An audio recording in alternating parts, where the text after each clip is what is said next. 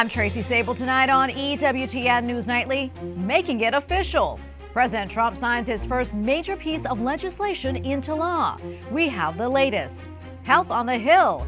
HHS Secretary nominee RFK Jr. faces questions from lawmakers as he hopes to be confirmed. Tragedy in India.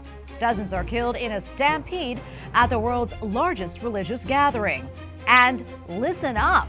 Pope Francis tells the faithful how they can imitate the example of St. Joseph. These stories and more tonight. From EWTN, the Global Catholic Network, this is EWTN News Nightly. Thank you for being with us. Our top story tonight, the Trump administration reverses its controversial pause on federal grants. This after groups like Catholic Charities urge the administration to change course. However, the White House says tonight, in the coming weeks and months, more executive action will continue to end the egregious waste of federal funding. White House correspondent Owen Jensen reports. Owen. Tracy, good evening to you. Even though they lifted the pause on those federal grants, the press secretary said today, the executive orders issued by the president on funding reviews remain in full force and effect. Tonight, an about-face, President Donald Trump's budget office rescinds a memo freezing spending on federal grants. President Trump addressed the move in the East Room. And I'm restating right now to correct any confusion that the media has purposely and somehow for whatever reason created Social Security, Medicare, Medicaid have not been affected by any action we're taking in any way, shape, or form. The Monday evening order from the White House Office of Management and Budget sparked uncertainty over a crucial financial lifeline for states, schools, and organizations that rely on trillions of dollars from Washington. We are merely looking at parts of the big bureaucracy where there has been tremendous waste and fraud and abuse. Senate Minority Leader Chuck Schumer blasted the president. Did President Trump know that he was essentially shuttering community health centers, rural hospitals, food pantries? And while he was in the East Room, President Trump signing his administration's first piece of legislation, the Laken Riley Act, into law. It mandates the detention and potential deportation of people in the U.S. illegally who are accused of theft and violent crimes before they have actually been convicted. Riley went for a run in February of 2024 and was killed by Jose Antonio Ibarra, a Venezuelan national in the U.S. illegally, who was sentenced to life without parole. The measure swiftly passed the Republican-controlled Congress with some Democratic support. Most importantly, I want to thank our Lord and Savior, Jesus Christ, because without his sacrifices, Laken's story would have ended on that horrific day that she was taken from us. But because of him, we can continue living knowing that we will see Laken again. Immigration advocates say the law could trigger mass roundups over minor offenses. The signing follows a flurry of first-week executive orders designed to better seal off the U.S.-Mexico border and eventually move to deport millions of illegal immigrants. Also tonight, buyouts. The Trump administration will pay federal employees who agree to leave their jobs, but they only have a few days to decide. Opponents of the administration's move called a purging of federal employees. But outside the White House this morning, Press Secretary Caroline Leavitt shot down that accusation. What's your response? That's absolutely false. This is a suggestion to federal workers that they have to return to work.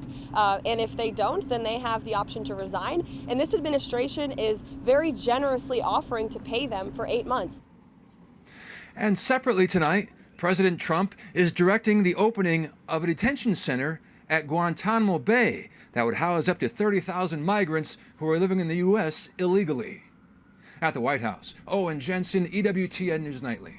Robert F. Kennedy Jr. faced his first Senate confirmation hearing as President Donald Trump's nominee to become the next Secretary of Health and Human Services. He was grilled about his views on vaccines and abortion, as well as potential conflicts of interest that he would face in the role. Capitol Hill correspondent Eric Rosales reports. Eric. Well, good evening, Tracy. Well, several of Trump's cabinet picks have generated controversy. None have generated more than that is Kennedy. He has drawn a number of controversy. He has been the subject of negative political ads, along with just this week, his own cousin Caroline Kennedy wrote a scathing letter asking the Senate to deny his confirmation, describing him as a predator. Well, today, Kennedy started off his testimony with how he would make the country healthy again and deal with childhood obesity. School lunch programs could be a driver for helping kids. We shouldn't be giving 60% of the kids in school processed food that is making them sick. We shouldn't be spending 10% of the SNAP program on sugar drinks. Democrats were quick to turn their focus to Kennedy's previous statements about vaccines. It's time to make sure that we blow the whistle on actually what your views are. At least we're starting. We need to move on. I support the measles vaccine. I support the polio vaccine. I will do nothing as HHS secretary that makes it difficult or discourages people from taking either of those vaccines. Questions then shifted to how he would handle Medicare, Medicaid, private insurances, and mental health. I was a heroin addict for 14 years. I've been 42 years in recovery. I go to 12-step meetings every day, so I hear the stories every day. And I hear the many stories about denial of, or the barriers to access to care.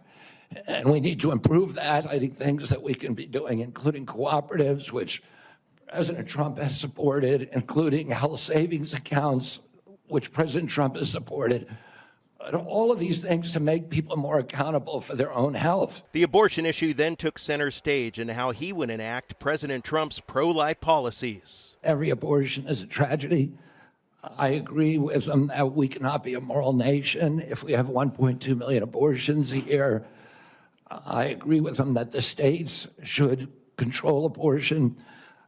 President Trump has told me that he wants to end late-term abortions, and he wants to protect conscience exemptions, and that he wants to end federal funding for abortions here or abroad. Pro-life Senator James Lankford also asked about FDA failing to present the side effects of the chemical abortion pill mifepristone. Democrats countered with numerous studies claiming the abortion pill is safe. Mifepristone is safe. The only reason it's under question in 2025 is because people with a political agenda have been out lying about it. Women deserve to know if Mr. Kennedy will abuse his power as our country's chief health officer to essentially implement a national abortion ban. After the hearing, pro-life organizations fired back, saying that the abortion pill is not safe. The American Association of OBGYNs actually made a statement on X that potential deadly complications could take place, such as hemorrhage and sepsis. They also said that they stressed the need for medical supervision. By the way, Kennedy's confirmation hearing continues tomorrow. He will appear before the Senate Health Committee. He can afford to lose only 3 Republican votes when the Senate actually gathers in full. I also want to let you know about someone else's fate. Former New Jersey Senator Bob Menendez was sentenced to 11 years in prison. He was found guilty of bribery, fraud, and a variety of other charges. He was once the chair of the powerful Senate Foreign Relations Committee. You may recall that the FBI ended up finding 13 gold bars and nearly $500,000 in cash inside his home. Tracy. Eric.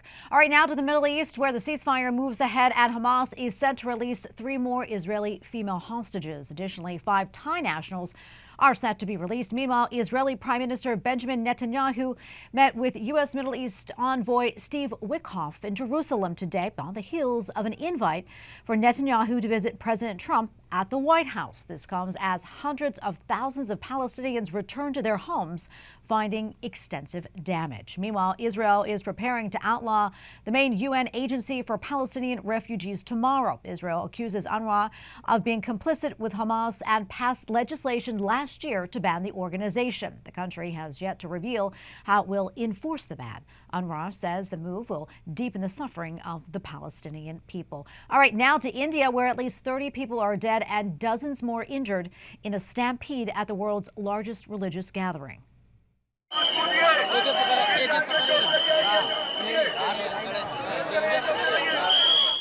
The tragedy happened after pilgrims tried to jump barricades during a procession. An eyewitness says that, quote, there was no chance for escape there was pushing from all sides. Rwandan-backed rebels have captured more towns in eastern Congo in an effort to expand their control. The advances are raising fears of prolonged occupation by rebels who say they plan to set up a new administration. Eastern Congo is rich in minerals critical to the world's technology, drawing the attention of armed groups. Hundreds of thousands of Goma residents are attempting to escape the fighting.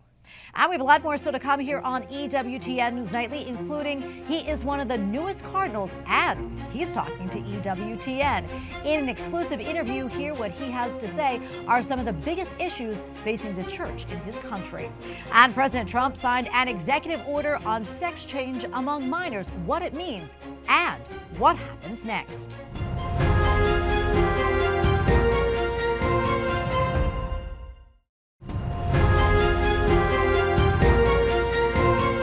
Welcome back. The head of the church in Santiago, Chile is speaking out against a pro-abortion push in the South American country. In an exclusive interview with EWTN News, Cardinal Fernando Chamali spoke about controversial topics like clergy abuse in the South American country. It has been a very painful process for the victims, very painful for all the communities, very painful for those accused that have had to resign from the priesthood for the families.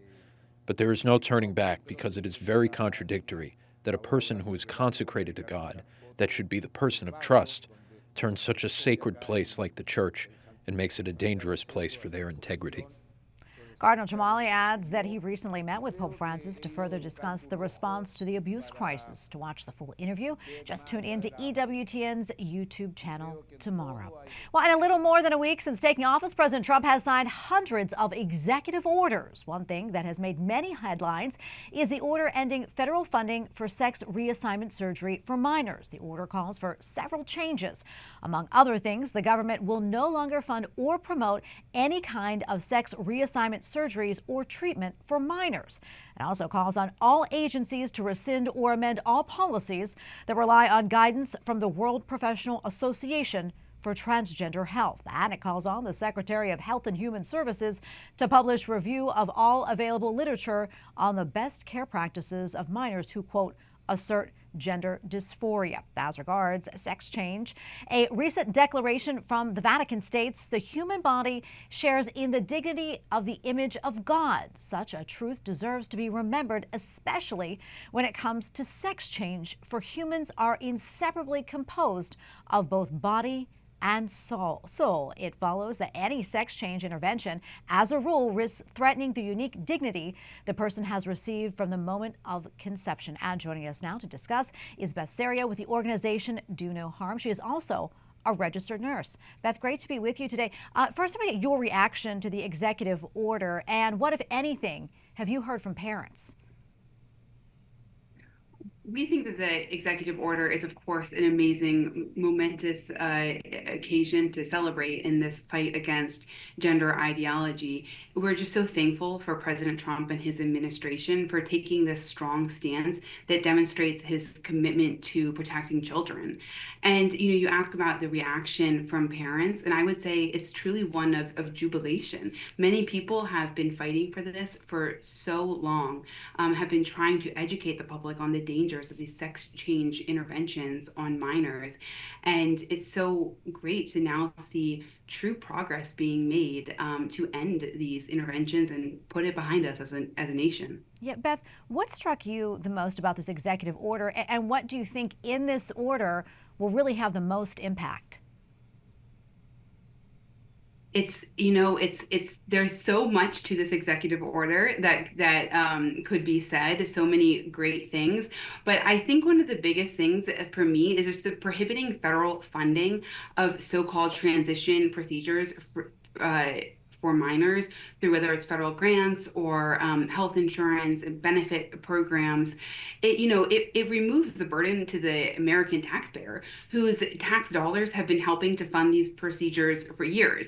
And we know that the so-called gender transition for minors is wildly unpopular with the American public. But for years, we were forced to help fund it through our tax dollars.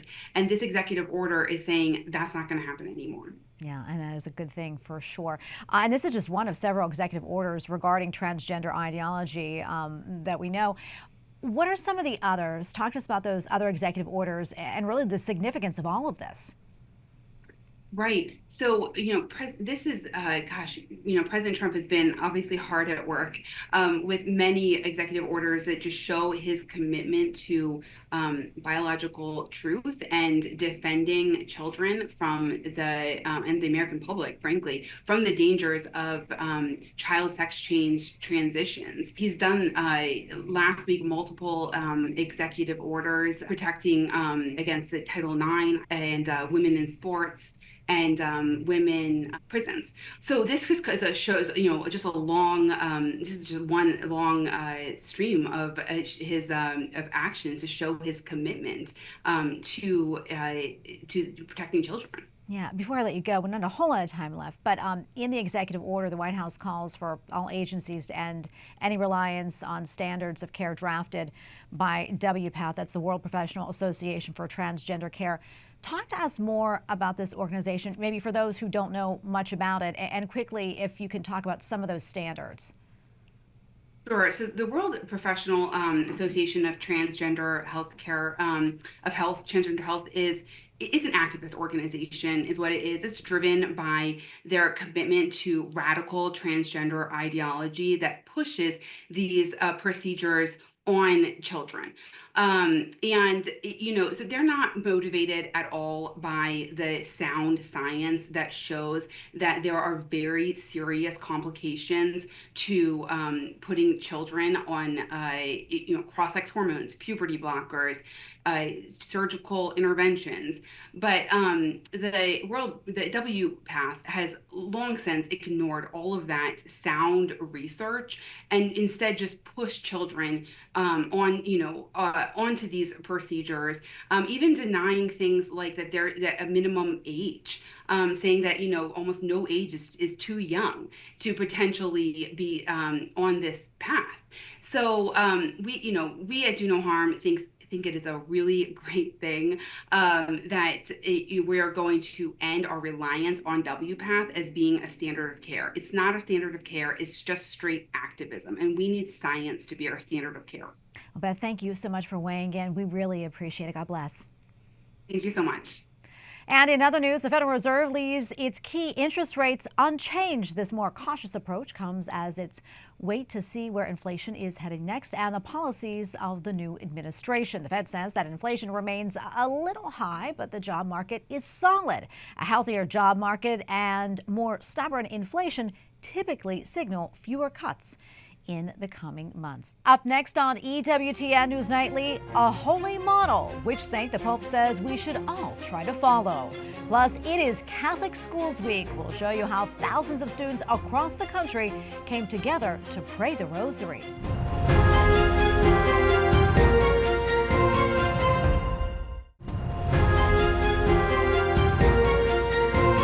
Pope Francis reminds the faithful of the importance of listening. Dal momento del nostro battesimo vive e cresce nella nostra vita. During his weekly talk at the Vatican, the Holy Father encouraged the faithful to ask for the grace to listen more than we talk. Pope Francis also reflected on the example of St. Joseph, saying that we can follow in his footsteps by being attentive to the will of God and welcome Christ into our lives. All right, now to Haiti and a grim milestone. We recently passed the 15th anniversary of the deadly earthquake that devastated the Caribbean nation. And one Catholic group is working there to combat hunger and poverty. EWTN Vatican journalist Benedict Sittergan has more. The earthquake was 15 years ago, this month of January 2010. But now people in Haiti say this is even worse. The 7.0 magnitude earthquake killed an estimate 300,000 people. Prior to the disaster, Haiti suffered from poverty, a failing government, and gang violence.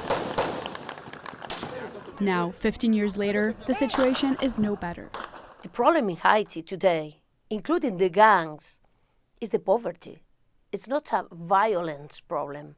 They're just hungry. Children are hungry. They feel the pain in their stomach, and there's no food at home.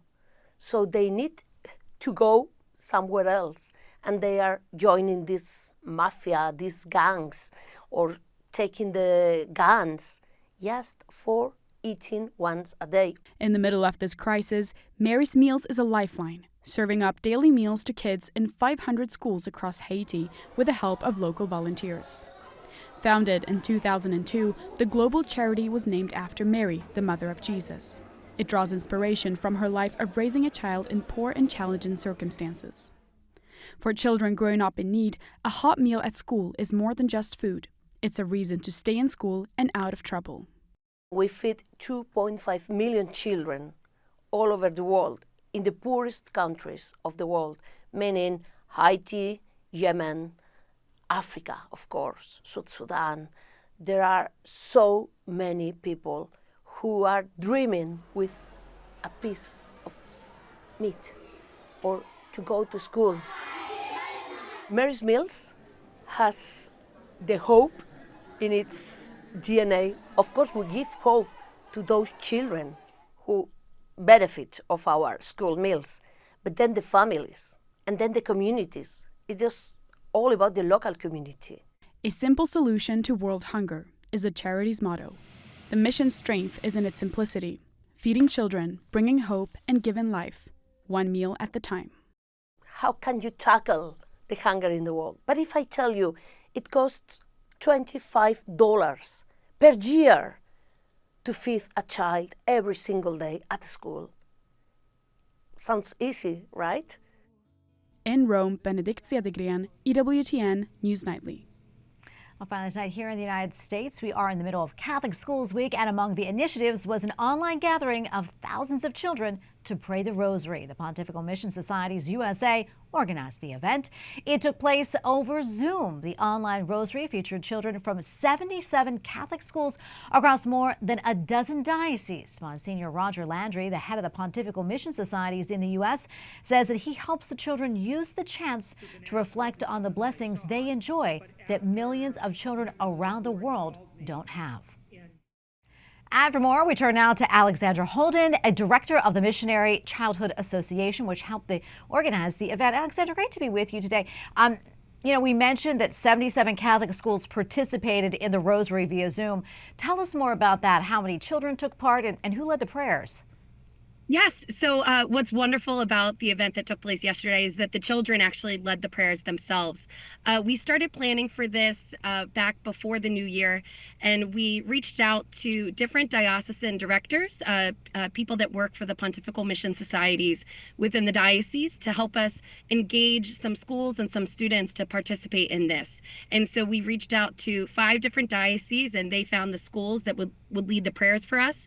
And while there were 5 schools leading the prayers, there were 77 schools that signed up, and we're not sure actually how many classrooms and how many children in total because we were only able to see through the screen. So there was about over 100 people that joined on that Zoom, and some classrooms were joined together. Some people were in their gymnasiums praying with us. So it was lovely to hear the voices of the children and to have the prayer be led by them themselves. Oh, that's so beautiful. What do you hope the children learn from the virtual Rosary? Well, for a lot of the children that joined, I think it was their first time hearing about the World Mission Rosary. And a little for anybody who's listening, the World Mission Rosary was developed by Archbishop Fulton Sheen, who was our previous national director of the Pontifical Mission Societies. And when he developed this rosary, he kind of wanted to embrace the world in prayer, and it highlights 5 regions of the world. There's the grasslands of Africa. White is green. That first decade is green for the grasslands of Africa. Blue for Oceania. Yellow for the Morning Star of Asia. And white for Europe, and red for the fire of faith that brought missionaries to America. So we prayed that special rosary to not only share about this rosary with the children, but also to bring their attention to children in the missions in those areas that are in Catholic schools that need our prayers and need our material support. So through yesterday's service, we were able to pray for all 5 of those regions and have the children in the Midwest pray for them. So that was the whole idea behind why we did this. Oh, that's so wonderful. And as you mentioned, it is here in the U.S., it's Catholic Schools Week. What other initiatives do you have planned? Yes, so all over the country this week, there are children who are not only praying the World Mission Rosary like we did yesterday, but they are also creating World Mission Rosaries. A lot of people who participate in the Missionary Childhood, they make rosaries at their schools and they send them off to children in the missions. Also during Catholic Schools Week, actually tomorrow's Thursday, I believe the theme for Thursday is vocations. So as a mission-oriented nonprofit, we love bringing attention to the importance of vocation, and whether there's children who in the comfort of their own homes want to be missionary where they are, or if they want to grow up and maybe take that missionary calling and travel the world and be able to be the hands and feet of Jesus. So that's just a little bit of what's happening during this Catholic Schools Week. As they're appreciating their own Catholic faith, we hope that we're also planting the seeds for them to go out and be able to learn more about their brothers and sisters and to really grow within their own faith. Yeah, that is so important. Alexandra, great to be with you, and thank you so much for sharing this with us and for all that you do. God bless. Absolutely. Thank you for bringing attention to it. And we thank you for watching tonight. Remember, you can follow us on social media, Facebook, X, and Instagram at EWTN News Nightly. I'm Tracy Sabol. Good night, and God bless.